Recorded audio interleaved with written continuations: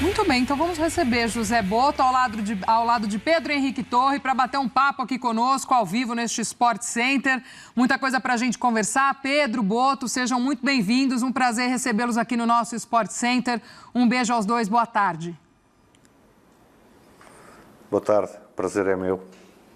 Tudo bem, Gláucia? Muito boa tarde para você, um beijo, um abraço para o Calçade, um beijo para a Mari também, muito obrigado também ao José Boto, diretor do Flamengo, por aceitar o nosso convite aqui para participar desse bate-papo. Vamos ter aqui sobre esse início ainda de trabalho no Flamengo. Boto, muito obrigado. Eu que agradeço. Muito obrigado aqui por receber a gente no Ninho do Urubu. Estamos aqui, Campo 1 aqui atrás. E queria começar perguntando, estamos dois sofrendo com calor aqui no Rio de Janeiro, hein, Glaucio? Só para dizer, tá bem difícil mesmo, tá bravo. Mas queria falar um pouquinho com você, como é que tem sido esse início de trabalho, conhecimento do futebol brasileiro, enfim, o trabalho no Flamengo, esse período ainda é de adaptação, dá para dizer assim? Obrigado mais uma vez. Num clube como o Flamengo é difícil nós falarmos de adaptação. Nós temos que chegar prontos, não é? É óbvio que há muita coisa, principalmente a dimensão do clube, a relação da imprensa e da torcida com o clube, que é algo que eu não estou habituado. E tem sido as coisas mais difíceis de lidar, têm sido essas, principalmente a forma como vocês, jornalistas, interagem com o clube. É algo que não é normal na Europa. De resto, o trabalho tem sido perfeito e dentro daquilo que nós previamente já tínhamos planeado.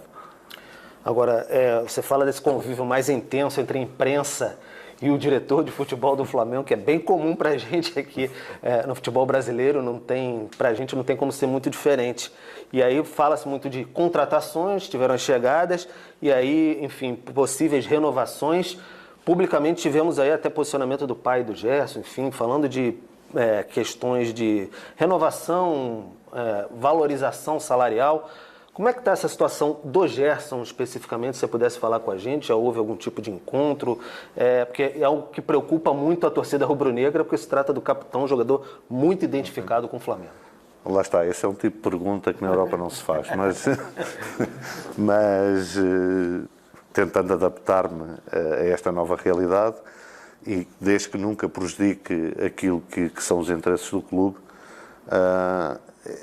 É verdade que chegaram propostas pelo Gerson, que nós recusámos porque achamos que não é o momento de vender.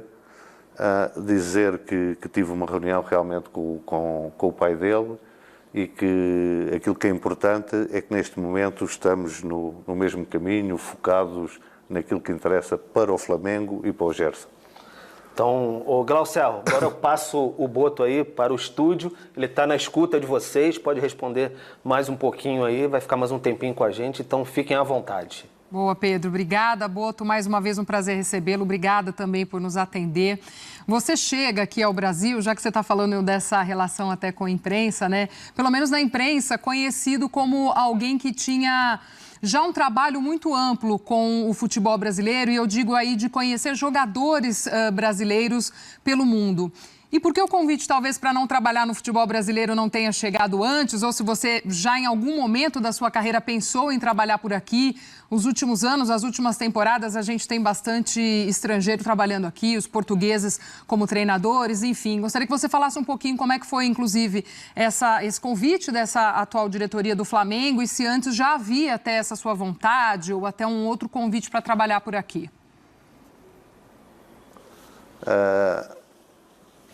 Eu já tinha expressado, até penso que aqui neste canal, que era um futebol que me seduzia. Porquê? Eu acho que de 3 fatores que nós devemos considerar de importantes no futebol, vocês têm 2 que são fundamentais ao mais alto nível, que é bons jogadores e uma torcida apaixonada. E talvez vos falte um pouco de organização, e quando digo organização, refiro-me também dentro de campo, alguma organização tática, e por isso talvez o sucesso de muitos treinadores portugueses que até espanta um pouco os portugueses, porque não eram treinadores de uma primeira linha em Portugal. Mas eu já tinha demonstrado, inclusive nesta casa aqui, essa vontade, essa curiosidade de trabalhar no futebol brasileiro. Houve algumas sondagens, nada de concreto. A primeira concreta, e felizmente, foi o Flamengo, um clube desta dimensão. Olá, Boto, boa tarde. Paulo Calçade, nós fizemos um programa juntos durante a pandemia, né? Aqui a gente ouviu o Boto no Bola da Vez, foi muito bacana, para trazer a sua experiência e seu olhar para o futebol brasileiro, que na época do Shakhtar era intimamente ligado, né? E o Shakhtar era uma equipe que sempre recebeu jogadores brasileiros, então, assim, acho que poucos conheciam o futebol brasileiro como o Boto. Porque aqui os jogadores brasileiros participavam muito, né, da campanha do Shakhtar. O que eu queria saber do Zé Boto é o seguinte, como que é a estrutura agora com uma nova diretoria?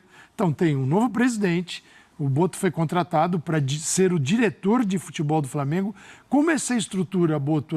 Porque eu vejo dois pilares muito importantes no vestiário, o treinador e a sua presença também. O problema no Brasil, isso acontece muito em outras situações, às vezes o treinador fica isolado. Você fala, onde é que está o diretor nessa hora? A voz do diretor é muito importante no vestiário também. Então eu queria saber como é essa estrutura do Flamengo, incluindo o seu cargo hoje em relação a jogadores, aos comandos, a toda a elaboração do que vem de temporada. Como é que as coisas funcionam hoje no Flamengo? Pois foi essa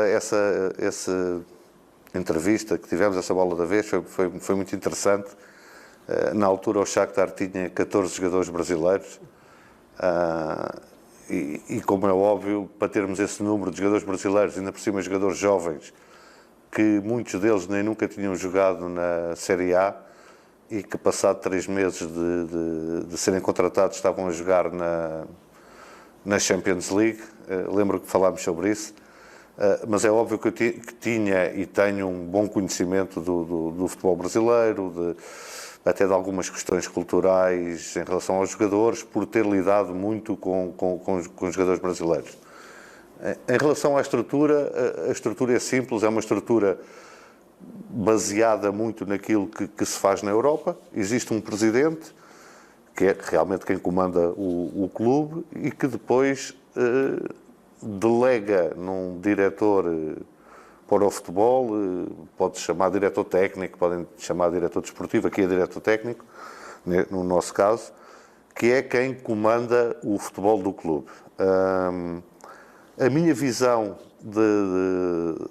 dessa função é uma visão abrangente que vai muito além da pessoa que contrata e vende jogadores. Muito além disso, é alguém que tenta definir um modelo de jogo para o clube, alguém que interage diariamente com o treinador e com os jogadores, servindo muitas vezes também como conselheiro e também de proteger aquilo que são os interesses do clube, que muitas vezes não são os interesses dos treinadores.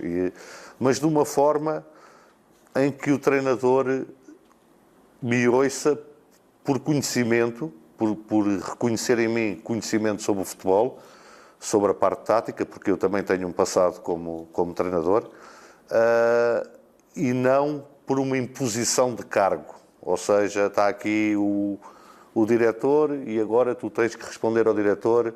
Não é esse o modelo que nós perfilhamos, é um modelo de competências e depois de discussão de tudo o que é o dia-a-dia do futebol e da outra parte, que é a parte estratégica, que vai muito além do dia-a-dia e da época. É assim que nós estamos a funcionar neste momento.